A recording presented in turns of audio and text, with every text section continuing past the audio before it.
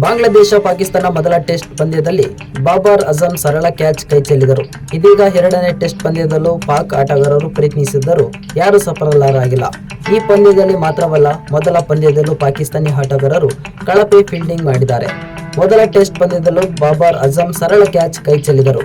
ಇದೀಗ ಎರಡನೇ ಟೆಸ್ಟ್ ಪಂದ್ಯದಲ್ಲೂ ಪಾಕ್ ಆಟಗಾರರು ಸರಳ ಕ್ಯಾಚ್ ಕೈಚೆಲ್ಲಿದ್ದಾರೆ.